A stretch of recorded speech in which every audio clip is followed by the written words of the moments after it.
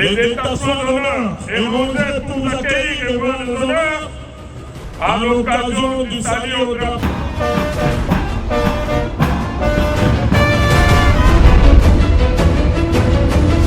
Ce lundi 3 mars, premier lundi du mois, nous avons l'honneur de nous réunir pour respecter la tradition comme promis au premier axe de mon programme d'action, présenté et défendu à l'Assemblée provinciale lors de l'investiture de mon gouvernement. Il s'agit de la gouvernance qui institue le salut au drapeau. Permettez-moi de dire avant tout merci à Dieu, le pourvoyeur et l'omnipotent, pour nous avoir gracieusement protégés durant le mois qui vient de s'écouler.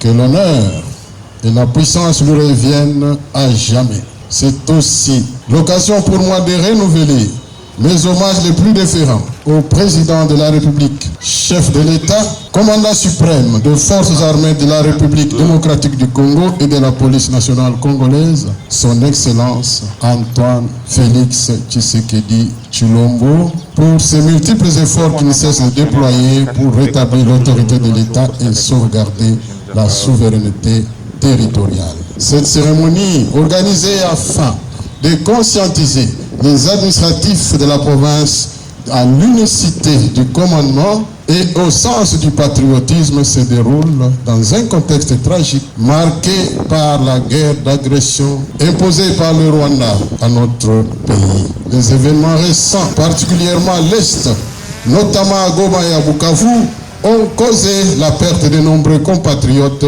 innocents. Je vous invite donc à observer tous une minute de silence en mémoire de ces vies fauchées par des actes terroristes perpétrés par le Rwanda à travers son bras séculier, le M23 AFC. Merci. C'est assez. Combien de fois allons-nous pleurer nos morts? Le moment est arrivé de dire haut et fort, stop. Paul Kagame et ses troupes ont asséversé le sang de nos compatriotes. Ce sont des femmes, des hommes et même des enfants qui sont massacrés par ces sanguinaires. Au Kasaï oriental, nous disons au président rwandais, à ses parrains, à tous ses acolytes, que nous ne sommes pas disposés à nous laisser faire. Sa fin est pour bientôt. Tenez bon, nous sommes sur le point d'écrire en rose les pages de notre histoire.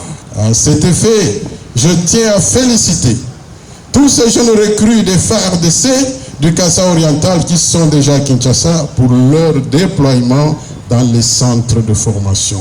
Vous avez le soutien de votre gouverneur et de toute la population est-kassaïenne.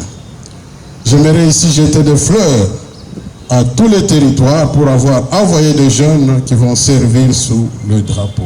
Le processus se poursuit. Je lance une fois de plus un message fort aux jeunes de ma province. Chers jeunes, cette affaire vous concerne. Vous avez intérêt de défendre votre nation. Jamais un petit pays comme le Rwanda ne peut se jouer de la République démocratique du Congo aux dimensions continentales. Rejoignez l'armée, chers jeunes. Le pays a besoin de vous. Nous devons ensemble mettre fin aux aventures de mauvais goût du Rwanda qui vit grâce à nos ressources, malheureusement, au prix du sang des Congolais. D'ailleurs, j'envisage une tournée dans les différents territoires afin de sensibiliser davantage les jeunes à rejoindre l'armée. Notre souhait d'avoir une prédominance dans les rangs des FARDC. Nous devons nous rappeler que cette situation exige de nous une vigilance accrue. Il est impératif que chacun d'entre nous soit attentif et qu'il dénonce tout comportement suspect au sein de nos communautés. Les ambitions cachées des rebelles ne doivent pas être sous-estimées. Je lance donc un appel à toute la population. Soyez vigilants, soyez responsables. À ce sujet, je m'adresse spécifiquement aux administrateurs de territoire et aux chefs de secteur. Votre sommeil peut plonger toute la population et toute la province dans le chaos. Renseignez-vous toujours sur ce qui se passe aux barrières de vos entités. Le contrôle doit être systématique et renforcé. Nous sommes une province de paix. Nous ne voulons pas que les espions franchissent nos limites. J'interpelle quant à les services de sécurité commis aux différentes portes d'entrée. Pas de complaisance dans le travail que vous devez faire. Faites parvenir l'information sur tout cas suspect à votre hiérarchie le plus vite possible. Madame et messieurs les administrateurs des territoires, prenez votre mission au sérieux. Vous devez veiller à maintenir l'ordre sans vous substituer au gouvernement central ni interférer dans les affaires coutumières. Votre rôle est d'être des facilitateurs travaillant en étroite collaboration avec les autorités locales pour garantir le bien-être des populations tout en respectant les traditions et coutumes locales. Au bourgmestre, chef de quartier et chef de rue, vous avez une lourde responsabilité. Outre le contrôle que vous devez assurer, vous avez intérêt de dénoncer tous ces jeunes qui insécurisent vos entités. Votre silence face à ces suspects vivant dans vos entités est coupable. Il est inacceptable que vous connaissiez l'identité des jeunes qui volent, vandalisent et troublent l'ordre public sans rien dire. Vous avez le devoir moral et légal d'agir. Je ne peux pas passer sous silence la situation préoccupante de la salubrité de notre ville de Mbuji-Mayi. Monsieur le maire, vous êtes interpellé sur cette question cruciale. L'opération Mbuji-Mayi propre doit être une priorité pour tous. Moi-même, le bourgmestre de commune, les chefs de quartier, les chefs de rue, ainsi que chaque citoyen de Mbuji-Mayi. Veillez à ce que nos belles routes soient tenues propres. Nous devons également remettre de l'ordre dans nos parkings. Il n'est plus question d'occuper les voies publiques qui provoquent des accidents. Aux éléments de la police, sachez que la discipline est fondamentale dans votre mission. Je vous exhorte à faire preuve de rigueur dans l'exercice de vos fonctions. Votre rôle n'est pas seulement d'assurer la sécurité, mais aussi de servir d'exemple par votre comportement. Une approche professionnelle contribue à renforcer la légitimité de nos actions auprès de notre population. À toutes nos forces de sécurité, je rappelle la nécessité d'une collaboration étroite. Nous devons ensemble mettre hors d'état de nuire tous ceux qui menacent notre sécurité.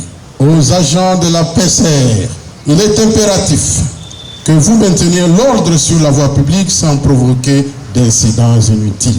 Vous êtes les garants de la tranquillité publique et devez agir avec discernement pour éviter les escalades. Votre capacité à gérer les situations avec calme et efficacité est essentielle pour préserver l'harmonie dans nos rues. Évitez d'être auteur de troubles, de bousculer les conducteurs de moto. Cela n'honore pas votre métier.